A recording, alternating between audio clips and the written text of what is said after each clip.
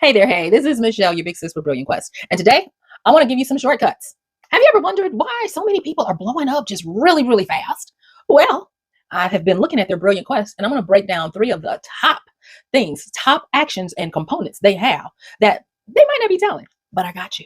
So let's get to it. The top three, these are shortcuts that when you implement them, you will start to see your trajectory change, whether it be in relationships, in your career, in your money, in your business, whatever it is, these all apply.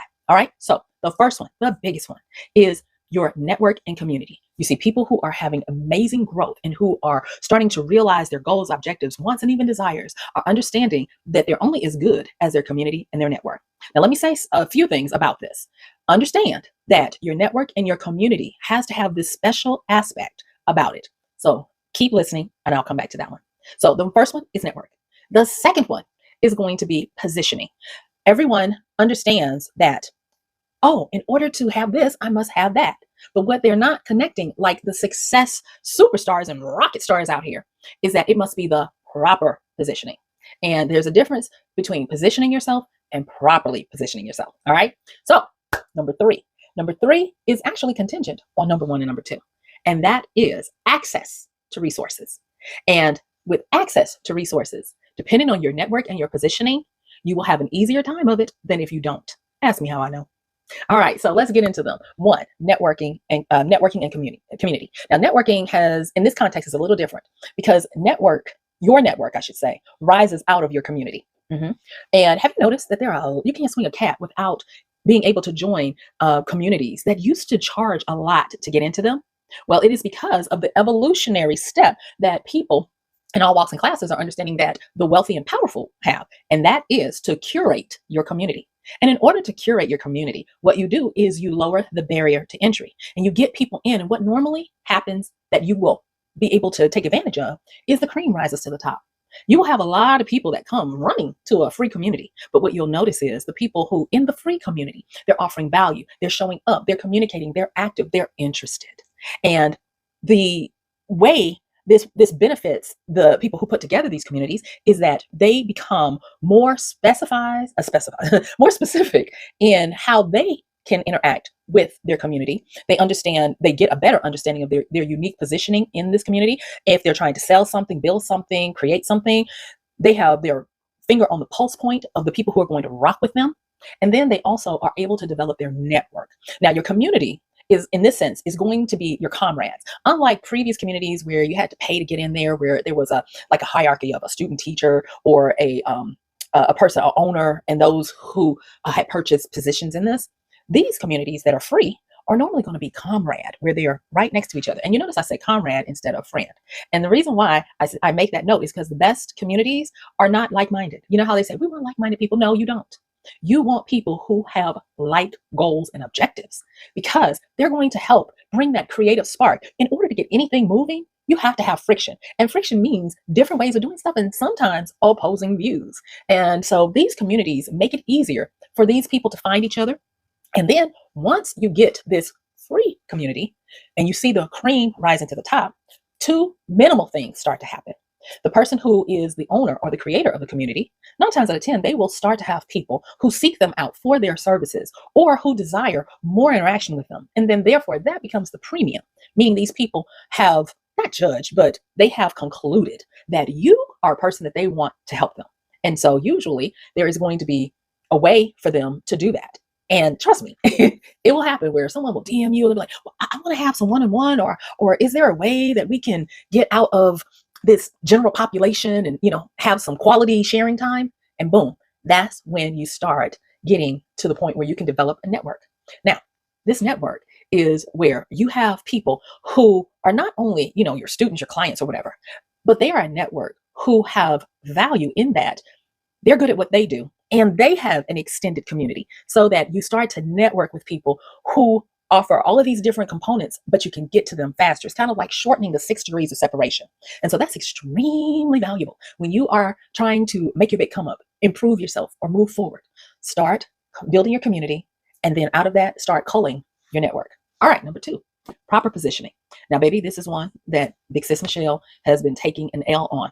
And that is, I have realized that I did not have proper positioning and that I was exposed in ways that I couldn't even think of based on situations that I didn't know that were going to happen. We always think, oh, it'll never happen to me. But let sickness come, let unexpected expenses come, or whatever it may be. Let trouble in the home. All of these different things can throw you off. And if you're not in the proper position, you will tumble. And so the people with the biggest come ups, whether they know it or not, but a lot of times they know it. These people have been properly positioning themselves. And I'm going to tell you, it's kind of like you're building precept upon precept. It is way easier to get in proper position when you have a strong network, because your network is your net worth. And I'm not just talking about money. I am talking about emotional support. I am talking about social, being able to be socially grafted in to people who keep you from being lonely or whatever it may be. Your network is going to help you shore up the areas where you're not as solid as you may think.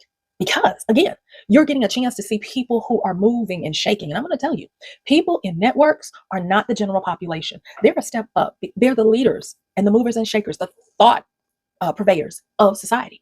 And they start to find each other when you have that community and network, and now they start to help each other with proper positioning.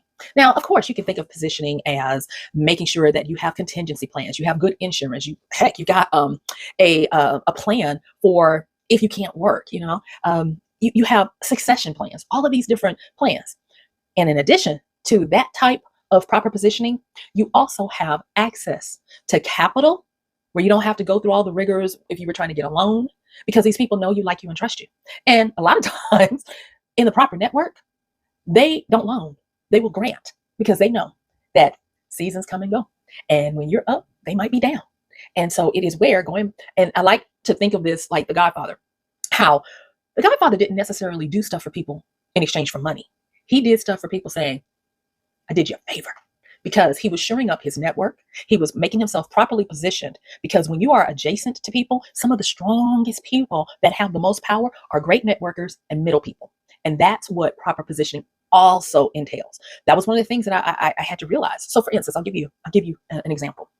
You might think you're properly positioned if you have income coming from things that you do directly. And it can be stuff that has recurring income. But as all things go, you must keep those plates spinning. You must advertise. You must do a lot of things. And what happens when you can't? Yeah.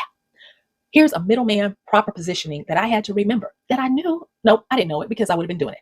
I thought I knew it. And that was affiliate marketing. You could still be bringing in income from other people's work that you are connected with in a network. Now that's just an example. But being properly positioned means that you have many options. And shout out to Shane Parrish from the book Clear Thinking, where he mentions this right in the beginning. You can go and read it without, I'm not gonna say don't buy it, but you can just flat out read it, where he talks about people with proper positioning have many options. People with poor position only have one, and it has to be the specific one. And that's what I found myself doing. And so I was like, I got to start working on my positioning. I'm doing my networking. And number 3, resources. I thought I had my resources, but I will tell you, when you don't have proper positioning, you don't have good resources. And what do I mean by number 3, having good resources, is you have those options that they talk about. Oh, yes, you do. And you know how to properly manage them. And this is the bigger one. You know how to gain access to them without having to have them. There's a mixture of resources that I'm starting to learn that, yeah, I got to make sure that I have more of that. And these are the resources that you have, like my skills or your skills, our experience, our education, and then our tools. And those tools, how well you use them, what tools you have. Do you have the right tools for the right job? Now, this part, I'm talking about the what we can do. And then we've heard about the who, not the how. And sometimes you gotta be able to have a mixture. So with the who, a lot of times it's hard if you don't have that network and you're not properly positioned. What if you can't afford to go and get someone from Fiverr to help you out or fix a situation? You know what works? What works is contacting someone in your network. Do you know somebody? Yeah, sure. I'll have them call you. Or better yet, you need to get this done really fast. I got you. I'll gift it to you. And they'll have someone just knock it out for you. You see what I'm saying? We a lot of times think we have to throw money at situations where that's the low totem pole. You have to have these three things that are going to help you have your come up, have your big improvements. And so with these resources are not just human resources. They are also resources to contacts. They are resources to save you time and money. They are resources to insider knowledge that everybody talks about gatekeeping. When you have a powerful network and community, gatekeeping is low. It is lowered. You don't have it as much because somebody somewhere in your network and in your community is going to have an inroad to the very thing that you might have been gatekeeped. Isn't it something that we know, like if you're looking for work in today's society, they don't usually, I mean, they can, but it's not as high of a percentage as it used to be. You find it hard to put a resume out to a company or a recruiter who doesn't know you and is not part of your network.